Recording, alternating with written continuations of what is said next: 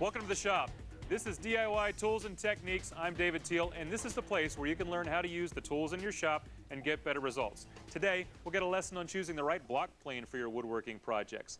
If you already have a favorite block plane, we'll show you how to sharpen it for precision work. You'll be amazed at the increased performance you'll get.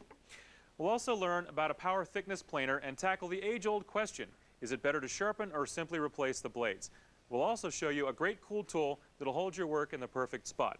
But before we get started, let's remember safety. Wear your safety gear at all times. It'll make your work in your shop a good deal happier. All right, let's get right to the planers. Planers are a tool that basically takes the wood and makes it thinner. That's what it's all about. It flattens it out very nicely. The problem is that when you use the planer, the knives get dull on occasion. They show little nicks. Let me show you. I'm going to run a board through here and we can take a look at the nicks. It's going to tell you when it's time to replace those blades.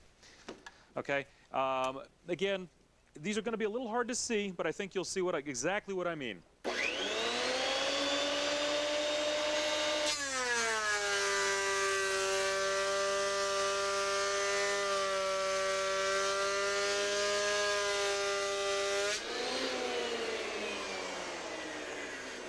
It's working hard, and you can see that right on the wood. There are little ridges that are all along this board because this planer blade, these blades they're due for replacement, honestly. They've got a little bumps and ridges from all the nicks in the blades. I've got a little better, this is an exaggerated example here. You're looking for something that's a lot like this, except they're smaller and they're going to be everywhere. It's time to change the blades. Now, in this particular model, the blades they're sharpenable blades, okay? They're a little thicker, okay, and when they're dull, you go ahead and you send them out and have them sharpened by a professional. There are two blades in here on opposite sides of the cutter head. I've got a cutter head over here, you can see. It's a round cylinder with the blades opposite each other, and they have to be balanced appropriately, otherwise they don't run and there's a lot of extra vibration, bad for the cut. So you send it out to a professional, have him sharpen it so they're equally balanced, the same weight happens on each. Then you have to come back to your planer and set the knives in there so that they're just the right height above the cutter head and just cutting the right piece. That's a little tricky to do, which is why the disposable blades have gotten a good deal more, well, they're popular, okay? When I say disposable knives, this is what we've got here. They're two thin blades, and the nice thing is, for the same price as it costs you to have them sharpened, the other type of blade sharpened, you can buy these. And these two, you can flip the other side and get double life out of them before you need to throw them away. Also, you'll see little pins in here that allow you to align them in the cutter head perfectly. These pins, these holes right here, drop into alignment pins on the cutter head, and you don't have to worry about setup and fuss. You drop them into place, they're in the right place. Now let me show you what it takes to get this out. The first thing you need to do is take this cutter head cover off. It's also the dust chute. You want to get it out of the way. Then there are screws. There are 6 screws in this particular model. We've got them all taken out right now, but those 6 have to all be backed out and taken away. Then there's a plate that covers the blade. That comes out like so. The plate covers it, and that's out of the way. Now that knife is in there, and even if it's dull, it's sharp. Use a rag, okay, or wear gloves to drag it out of there because it'll bite you, okay? We reach in, oh, one other thing. There's a cutter lock that keeps the head from turning when you reach in there. It automatically engages, so you don't have to worry about that moving when you're in there. So you can reach in. The cutter head is right here, or the cutter lock is right here. If you need to rotate it, you push down on this, and it'll move to the next spot. Let me see if I can grab one of these knives out of here. Okay. Almost. It's a little tricky. Sometimes if you've got a tool, a magnet or something like that, that'll help you get it out. There's the blade, okay? You can see the hole that's right here. It's got a little bit of a slot. It's elongated. It'll allow you to move left and right. That'll reorient those nicks so you can get a little more life out of it too. And the pins that it'll fit into are actually oriented on the back of here. See that little dot right there? That's what that's falling into to reorient that blade. It's a lot easier to put back into place, lock it all down. It's a real good economy. It's a great way to do it. If you need any more information on replaceable blades or planers as a whole, go to our website, DIYnetwork.com. It's open all the time. You can find all the information you could possibly need. Coming up next, for you die-hard hand tool fanatics, we'll get a lesson on choosing the right block plane. It's amazing what the right tool can do for the job. DIY Tools and Techniques, we'll be right back.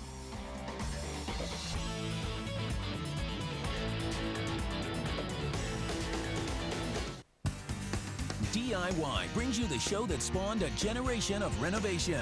This Old House Classics. Tonight at 7:30 Eastern on DIY Network.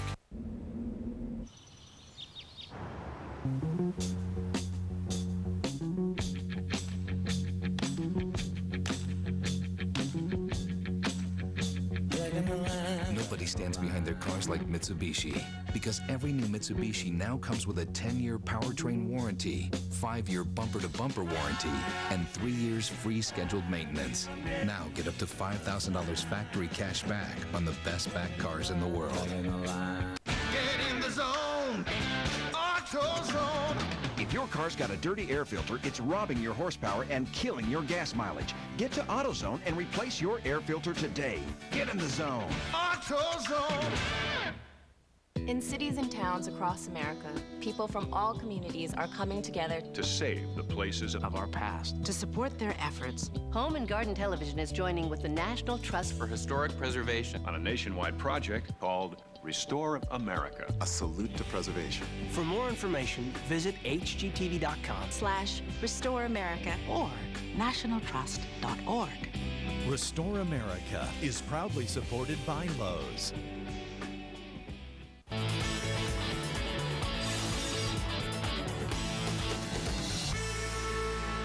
Welcome back to DIY Tools and Techniques. If you're a hand tool enthusiast, then you already understand the benefit of a good quality hand plane. If you don't own a hand plane, well, Rob Cosman, the host of Hand Planing and Sharpening, is here with us to help you make a decision. All right, Rob, thanks for being here. My pleasure, Dave. Why are hand planes such a popular tool for folks who are getting into hand tools?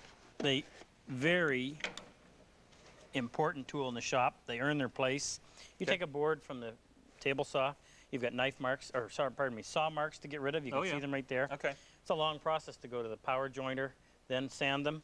Take a sharp hand plane, couple of strokes, and not only are the marks gone, but that edge is ready for finishing. Nothing more needs to be done to it. Feel that? Very nice. Yeah, that's very nice. That's beautiful. Okay, now, these are fairly, well, they're expensive. I mean, the hand planes are. There are a lot less expensive tools out there. Why should someone buy the quality of this level? What's the difference between the types of hand planes? Good question. Okay. Well, there's several reasons. First of all, there's the material that it's made out of. Okay. Secondly, the tolerances to which it's made. All right. Third is the comfort, and that's where we'll start. Okay. I really love this plane because of this lever cap that fits so nicely. It just nestles into your palm. Very comfortable to use, and you'll find that the more comfortable the tool, the more readily you will reach for it. Sure, of course. We make these out of, the bodies are made out of ductile iron. Ductile. Simply means a drop onto a concrete floor and it's going to survive. So it's going not to as break. brittle? Absolutely. Okay. Strong as tensile steel. All right. We use manganese bronze where we can because it's 20% heavier by volume, which means we can pack more weight, feel that, into a small tool. And more weight is letting the tool do a little bit more of the work than your hands. Yeah. Okay. Yeah, absolutely. All right. Now, we also use cryogenically treated A2 tool steel blades. Okay. That frozen? Yeah. Okay. Yeah. What it ends up with, or what you end up with, is a blade that'll hold its edge 3 to 5 times longer than high carbon steel. That sounds like a good idea. Yeah, Okay. certainly worth. Right. And then the tolerances. The tool's got to be flat. Everything has to be milled just right in order to pull off a stunt that we're going to do in a second on a more highly figured piece of wood. Okay. Now, we've got 3 different types of planes here. What are the differences between these 3? All right. Well, this is the type of plane that I like because it fits into your apron pocket. It travels well. It does not have an adjustable throat, however, so there's a consideration there. This is an apron plane? Then? I mean, that's You the can name, call it right? an apron plane, yeah. Okay. Now, the throat is this area here? Throat is the area ahead of the iron where the shaving comes through. Okay, and this isn't adjustable, so it's set It's for not one side. adjustable, Okay. it's fixed. All right. But it is a low angle plane. And the nice thing about a low angle plane is you can simply, I'll show you when I take this lever cap off. Low angle is the angle of the blade to the body, the bottom? Right. Okay. The iron is actually bedded at 12 degrees. 12 degrees, But all right. on a block plane, you have the bevel up, which simply means as you change this angle, you effectively change the angle of attack, the angle that the iron meets the wood. All right. So start with a low angle. You can start lower, and you can raise it to whatever you want by simply changing the bevel. Okay. Working with a standard angle, you're starting at a fixed. It's a lot harder to change that. Okay. Right. Okay. So I prefer the low angle adjustable mouth. And that's not that, but... This one right here. Okay. This is the one that I think everybody should start with. And that's machined so well you almost can't even see that this piece is actually a separate piece that moves. Right. Okay. Loosen the front knob. This lever right here allows you to open or close that throat. Now, do you want to see what we do with it? Sure. Why is that important? Well, we're going to close this down so that there's just barely light getting through there. Okay. All right. I'm going to lock it. Now, we're working with a piece of poplar here, nice straight grained wood, no challenge. Right. Okay. Now we're going to put in a piece of figured maple. Okay. Yeah, there's some incredible figure going on there. Yeah, you see what happens, you run that through a thickness planer and it just gets all Tears torn up all over, right. So you have to figure out a way to control that tear out. Okay. And we're able to do that with a sharp iron and a throat that's closed down tight. Okay. A little bit of wax on the sole to reduce the friction. And now let's see what we can do to this surface. Wow. You might want to hold on to that. That's really nice. Well, a few strokes with this and you've got a finished surface. Okay. You've got one more plane here. What's the specialty of this one? Well, this is a rabbiting block plane. Now you'll see the difference. Okay. Blade goes all the way to the edge. This I call a joinery plane. Okay. You're dealing with a mortise and tenon and you've got to reduce the thickness of the tenon to fit perfectly. Obviously you can't do it with this plane because the iron doesn't come to the edge. So this is a multi-purpose tool? Yeah. But it's a plane that's really designed just for joinery. Yep, and a beautiful one at that. It absolutely is. Rob, thank you very much. That's some great information, great ideas for buying hand planes. Sooner or later, your favorite block plane is going to get dull. We'll show you a technique for sharpening them to a razor's edge when DIY Tools and Techniques returns. Hey, want to have some fun?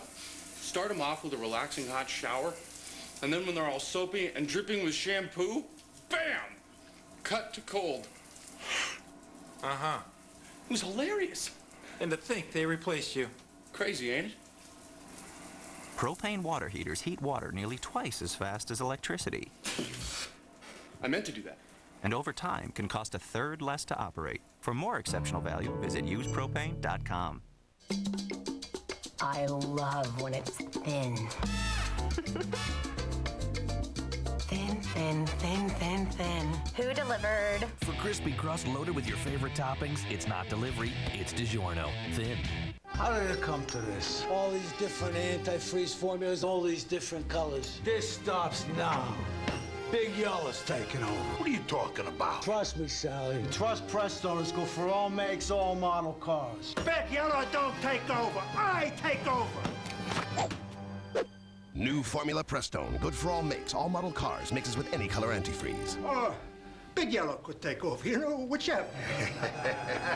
Trust Prestone for your own protection. We're taking on the big boys. Overstock.com now has auctions, much like eBay, but with lower fees. This month, you can win $50,000 for growing your auction network. We also have hundreds of thousands of books priced below Amazon. Our online outlet has the lowest prices on the internet, guaranteed. Like I say, we're taking on the big boys. This time, get in on the ground floor. Overstock.com. It's all about the O.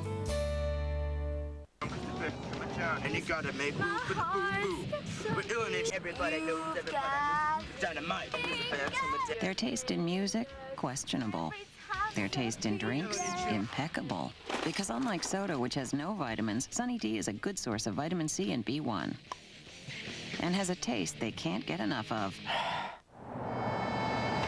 Which is the one thing that makes everyone happy.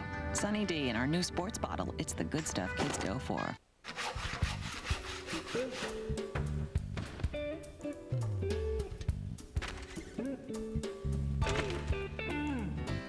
We should say this. This is from me, Mom. It's something you've always wanted. It's your report card.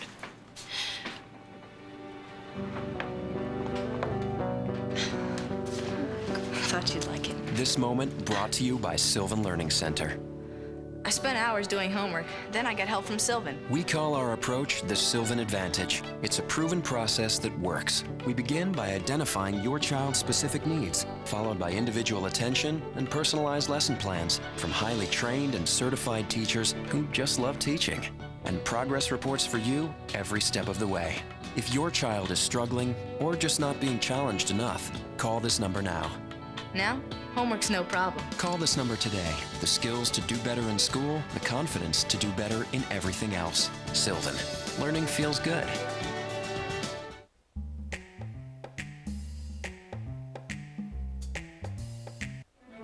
A DIY project is something you can really get your arms around. Out with the old, in with the new.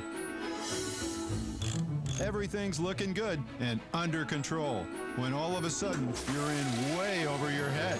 That's why there's DIY to the rescue. Our home repair experts are hitting the highway to help do-it-yourselfers everywhere that are in too deep. DIY to the rescue. Back-to-back episodes tonight at 10 Eastern on DIY Network.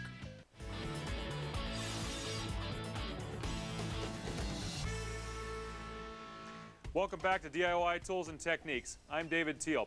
With us today is hand tool expert Rob Cosman. He's already helped us choose the right block plane for the job. Now he's going to show us a little bit about maintenance. Rob, thanks for being here again. No problem, Dave. Okay. Sharpening.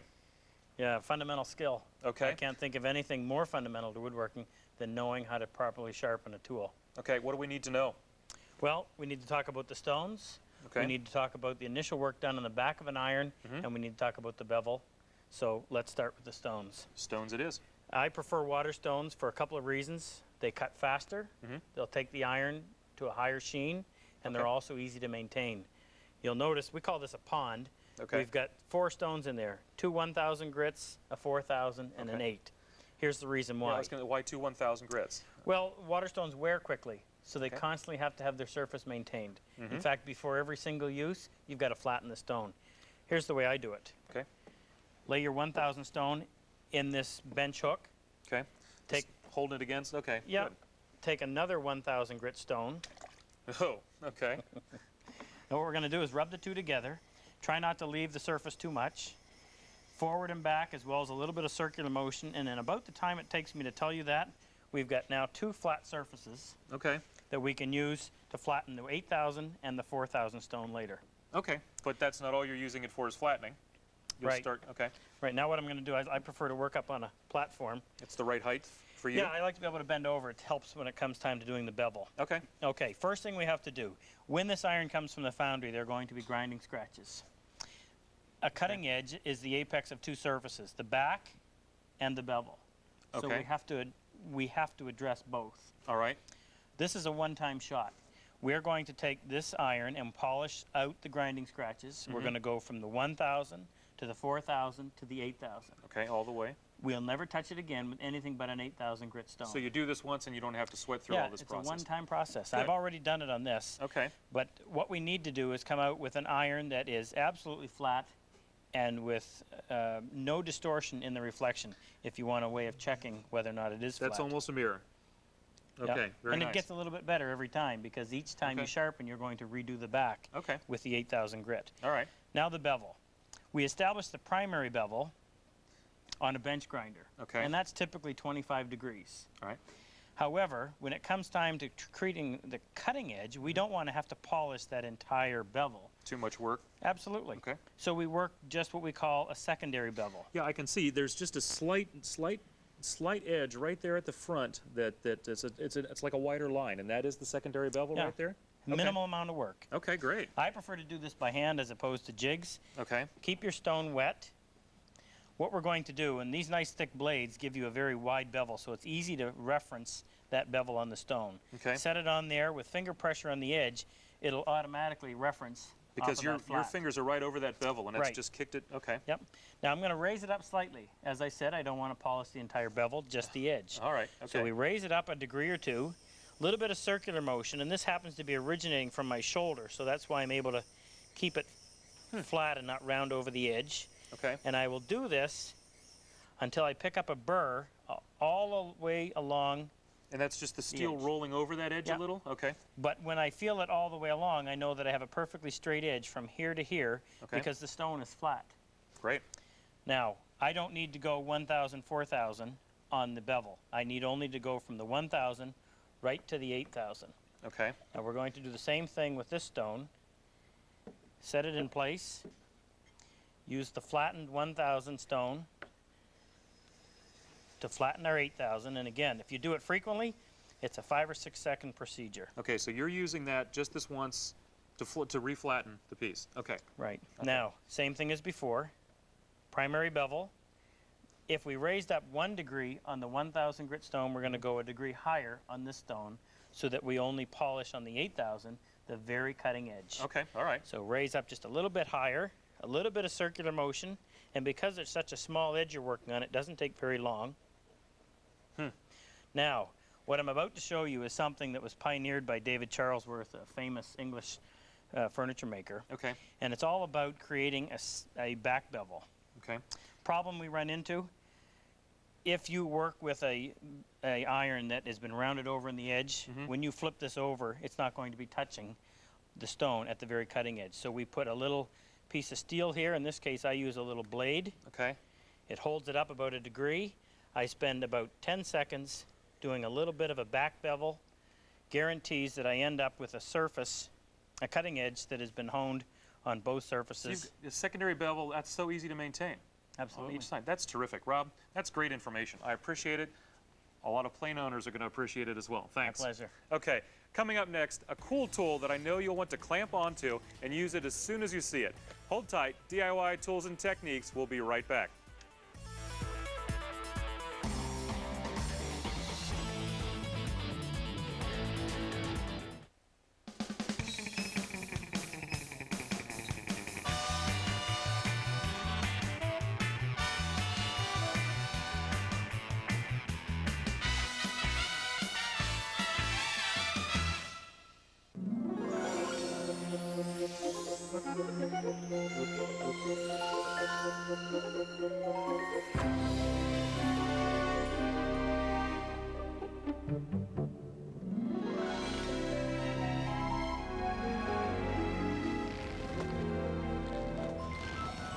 The beauty of a Mohawk carpet is just too hard to resist. Mohawk makes the room. Celebrate Mohawk's anniversary in October. Visit your local Mohawk dealer today and save on beautiful Mohawk flooring at the lowest prices of the year. No payment, no interest until March 2006. Call now for a Mohawk Floorscapes or Color Center dealer near you.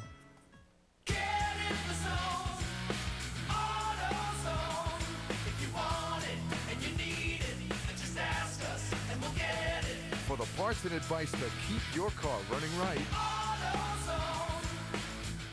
Millions of people are whitening their teeth with Crest White Strips. So what's the story? Come with me and we'll find out. First stop, celebrity makeup artist Carmody. Even the most stylish people don't realize just how much more beautiful and whiter their teeth can be. So now the first thing I do when I get a new client is I make them use Crest White Strips Premium. See? Beautiful. Let's find out more. Says here you'll start seeing results with Crest White Strips Premium after just 3 days, and a beautiful whiter smile in only 7 days. So let's talk to women who've tried these. My daughter said, "Mom, your smile is so much brighter." It made me feel so good inside. It almost felt like if you went on a diet and it actually worked and you lost 20 pounds, it was sort of that same feeling because it's a product that really works. I was concerned that they might harm my enamel, so I consulted my dentist, and he said they were safe to use and actually encouraged me to use them. To get a beautiful whiter smile, you need Crest White Strips Premium. I have mine. What about you? Stop waiting. Start whitening. Still unsure? Go online to get a $7 coupon for Crest White Strips Premium. Irresistibly white, irresistibly beautiful. Welcome back to DIY Tools and Techniques. You can always count on us to bring you the latest techniques to get the most from your tools. Plus, from time to time, we show you the coolest tools to add to your workshop. Today we're joined by Cool Tool Guru Andrea Rideout, host of the Ask Andrea radio show, all about home improvements. Thanks for being here. Nice being here, David. What have you brought for us today? Oh, lots of fun stuff. Let's start with a really neat ladder organizer. All right. This is great for a homeowner or a contractor, either one, who wants to keep all their tools together while they're working up on a ladder. Okay. And it fits right on top of a standard step ladder. You can lift it off and carry it around or keep it on the ladder, either way. And look at all the tools you can put in here. There are so many pockets. You really have a hard time filling them all. So you can put your drill. And they come off. They all come off. They're all hook and loop, so they all come off, or you can use them independently, either way. You can put your hammer down here. See, look at that. Isn't that cool? And the strap to carry it around? Absolutely. It even has hidden pockets underneath. So if you're out on a job site, if you're a contractor and you want to put your wallet or cell phone or lunch money, whatever, you just put it right up there in the hidden pockets and nobody's ever going to know. So you gave away the secret, though. Now they'll know, huh? And look at this. You can actually even put a 5-gallon bucket of paint right there on the back. It will even hold 2 1-gallon buckets. So either way, whether you're using paint, spackle, whatever, it's going to be right there for you. Great. And you can see how heavy duty it is, so it's going to hold that weight very easily. Well, That's a good one, but I've got to assume the next cool tool you're wearing on your hands. That's it. Okay. These are magnetic gloves. All right. And they'll hold almost any kind of ferrous type tool right there on the back. Very, very strong magnets. Isn't that incredible? Yeah, but it's not too strong, so you No, so you can easily pull them off, but it's the latest technology, lots of fun. This is a great application. Oh, it's wonderful. And so if you're working around on the car or you're needing to hang pictures, whatever, you can put screws, bolts, your tools right there. You're not going to drop them. Okay. So I love it. I mean, this is one of those things that you kind of wish you'd thought of. So you know where the gloves are? Absolutely. You're never going to lose them. You just stick them on your toolbox at the end of the day, and there they are the next day. Very nice. And I'm the kind of person that loses things, so I like that a lot. Okay. This is something that everybody's going to want. It's a flashlight that never needs batteries. Okay. You just shake it for about 30 seconds, okay? And then you get about 20 minutes of very powerful light. Isn't that neat? You just shake it to recharge the battery? Just shake it to recharge it, just like that. So it's a great emergency light to keep in, say, a boat or maybe in your glove box, whatever. It's a great thing. I mean, I would never be out on the road without one now that I know they're available because, you know, batteries run down. That is so simple. Isn't it neat? And kids love shaking it. Everybody wants to shake it. So it's just a toy, fun. too. It is. Plus, it's made out of nearly unbreakable plastic. It's a polycarbonate plastic, which is great also for boaters. You know, I've got an old boat, and what's nice to me is you drop it in the water and it floats. So you don't have to worry about dropping a $50 flashlight or $100 flashlight. It's very reasonably priced. You're not going to lose it. It's a great all-around tool for workshop, wherever. Very cool tool. Thank you. Thank you Terrific. very much. All right. As always, you can get more information on this cool tool, the blade and planer sharpening techniques, or Rob Cosman's advice. Just check out our website at DIYnetwork.com. I'm David Teal. Thanks for watching DIY Tools and Techniques, where our goal is to give you useful tips and techniques for every tool in your shop. Thanks.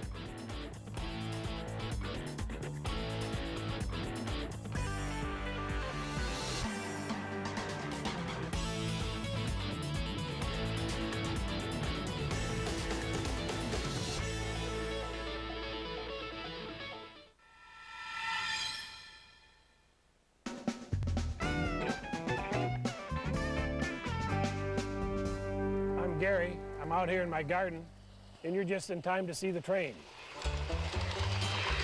These are G-scale trains, and they are made for use indoors or outdoors. But the fact that they run on DC current, they adapt very well for outdoor use. These trains are made for what they call garden railroading. Garden railroading has been popular in Europe for years, but it's only been in the last 10 to 15 years it's really caught on in the United States.